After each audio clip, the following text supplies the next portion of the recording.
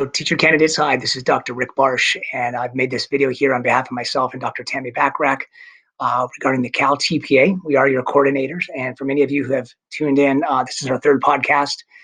We've asked you in the past to consider attending our workshop coming up, which, again, you can attend virtually. It'll also be archived for any of you who are not able to attend, either online or in person when it's offered. By now, you of course should have done the step one, part one there, getting to know your students. By now, you should have identified your three focus students, an ELL student, a student with special needs with an identified IEP, and of course, a student who is underserved. We talked about this in previous podcasts.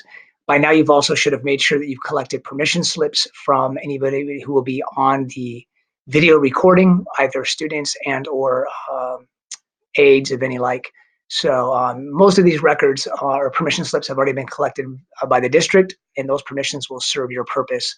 Anyone who does not have a permission slip on file and who cannot be recorded can sit off of the view of the camera lens. So we do recommend that you do go and practice recording in advance so that on that day it actually works and that you're familiar with the technology. So just a little bit of some advice.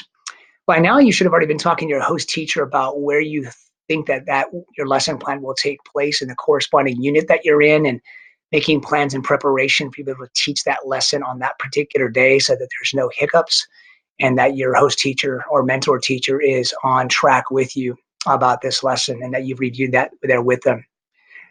So step one, continuing on with getting to know your students, now moving into the planning part of this. Remember that the cycle of TPA is plan, teach, assess, reflect, and apply. This is still the planning section. And so here it talks about what is your lesson overview. So, California state standards or any potential ELD standards that you might hit on. That may or may not be hitting on those. But in light of your ELL students, you may want to consider putting in some ELD standards, and that can be taken from the CDE website, looking under ELD. Learning goals would go right here. Those are those overarching goals, maybe not specific objectives, but overarching learning that you want students to know and learn or to do. Let's go on with each of the prompts as I'll unpack them for you and kind of, explain in further depth what it is they're asking for. So these assessors are asking based on student assets, that is who the student's interests, their cultural background, prior knowledge, even their particular funds of knowledge, as we call them. What do you expect students to deeply understand about the lesson? What do you expect students to retain after the lesson and use in future learning? So this is kind of the learning that goes beyond the here and now. How does this apply to life today and life tomorrow? How does it apply maybe or intersect with other classroom learning and other learning outside of the classroom? So you want to think about who your students are and why this really matters to them, um, as not only members of the community there, but perhaps citizens at large and global citizens. But again, it's really about how do students deeply understand the lesson? Maybe think about the why of your lesson. I think we should always start there when you think about any lesson is why should these students care about what we're about to teach them? What misunderstandings or misconceptions do you expect students might have from the lesson? So kind of stand back and put those student shoes on again and think about where there may be problems in terms of understanding the content or performing that particular skill. Where do you anticipate any hiccups? What knowledge, skills, and abilities, including higher order thinking and academic language development, do you expect students to have after engaging in this lesson? That may be key vocabulary. It may be actual language function, such as being able to persuade students or explain. So again, what is it you're asking them to be able to do? And kind of think more towards depth of knowledge or higher order thinking skills. What are you hoping students, you're going to move them along in that continuum, um, in that lesson? Assessment or checking for understanding. So as we move through the lesson, what essential questions will you ask to determine if students are not meeting or exceeding the learning goals of the lesson? So, where will you find out where students are still struggling? What questions can you ask to determine, to make sure that they've met that learning goal or, I've been able to complete that particular project or assignment? And then um, what questions will you generate both informally or maybe even formally on any particular quiz or exit ticket even?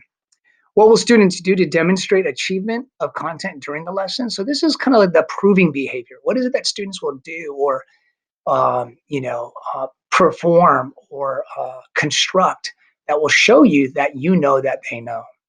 How will you know students understand the content? So more of on a cognitive level, how will you know that they've met that learning goal, either on a cognitive level, or again, if it's a visual performing arts or PE, what skill would they have performed that demonstrates that they've been able to master that skill?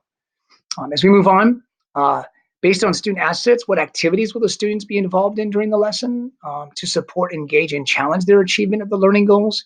So when we think about student assets, learning styles, interests, funds of knowledge, cultural background, what activities will students be involved in during the lesson that will help to engage them and challenge them and draw them in? We think about the hook of the lesson, but throughout the lesson, what are you going to be doing that's going to kind of tie in who they are to the lesson? How will you group students? Next one, how will you engage students in higher order thinking? This is something they're specifically looking for on the rubric, as we'll look at here in a minute. What instructional strategies will students will support students through the multiple modalities? So, when we think about instructional strategies, you want to think back to your 511 class when you looked at your pedagogical models uh, class, when you thought about things like Socratic seminar, cooperative learning, direct instruction, project-based learning. What kind of model or models are being implemented here to support students with different learning styles? What resources will you be using, including educational technology?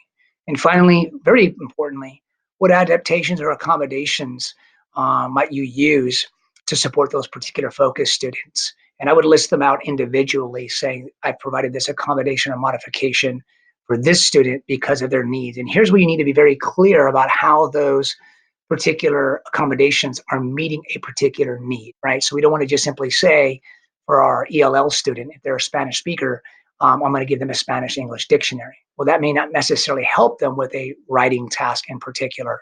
Or, I'm going to I'm going to sit them by a student who speaks Spanish. Well, that's great, except now here they are being forced to, construct some type of presentation, and that may or may not be helpful.